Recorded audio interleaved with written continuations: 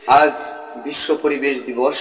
আর এই পরিবেশ দিবসে আপনার আমার কাজ কি হতে পারে, আমাদের নিজেদের জন্য এমনকি আগামী প্রজন্মের জন্য যাহা করা উচিত সেই বিষয়টি আপনাদের সামনে তুলে ধর।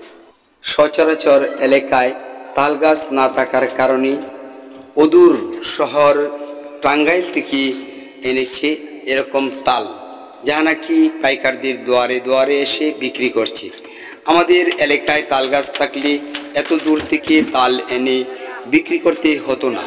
এমনকি আপনারা দেখেন যে এই একটা মালটা গাছ, যেটা নাকি লাগানোর পর মালটা ধরেছে, ফল ধরেছে, যে ফলের মাঝে আপনি কার্বাইড, ফরমালিন এমনকি অন্যান্য বিষ না দিয়ে উৎপাদন করতে পারেন। কাঁঠাল একটি আদর্শ ফল, যাহা নাকি আপনার আমার জন্যে খুব গুরুত্বপূর্ণ, এমনকি গুরুত্বপূর্ণ ভূমিকা রাখে দেহ গঠনের ক্ষেত্রে। সুতরাং এই গাছটি আপনি লাগিয়ে খেতে পারেন। তাছাড়া কাঁঠাল আমাদের জাতীয় ফল, ইহা জাতীয় পর্যায়েও আমাদের দেহের পুষ্টি তৈরিতে ভূমিকা রাখে। এই যে দেখতে পাচ্ছেন, এই কচুটার নাম হলো দস্ত কচু।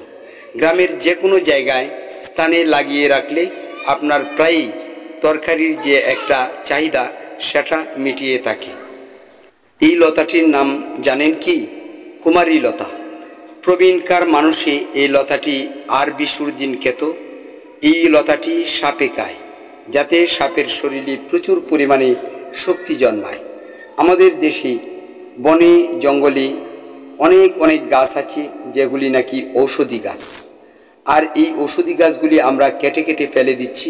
অথচ আমরা পরিবেশের যে একটা ভারসাম্য রক্ষার ক্ষেত্রে গাছপালা, তরুলতা ইত্যাদি কত প্রয়োজন, সে কথাটা কিন্তু আমরা ভাবছি না। এমনিতেই বাংলাদেশে গণবসতির কারণে আগেরকার যে বন জঙ্গল ছিল সেগুলি কিন্তু কেটে ফেলে দিয়েছে।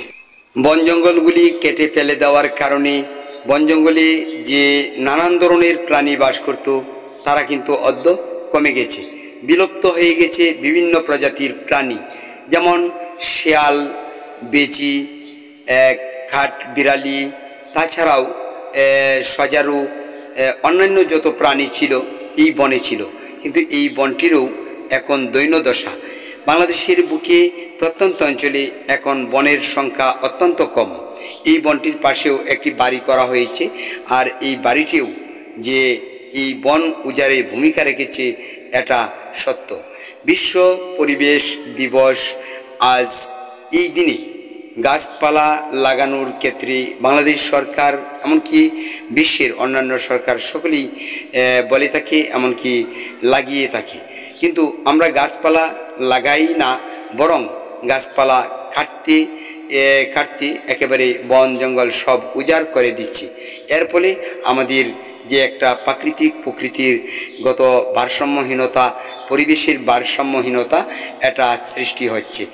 আর এই সৃষ্টির মাধ্যমে আমরা অদ্য এমন এক পথে ধাবিত হয়েছি যে আমাদের দেশে ঘূর্ণিঝড়, আইলা সহ তাপদাহ অনেক কিছুই ঘটে থাকে, যা নাকি আমরা আমাদের স্বাস্থ্যের জন্য এক মহা ঝুঁকিপূর্ণ বিষয়।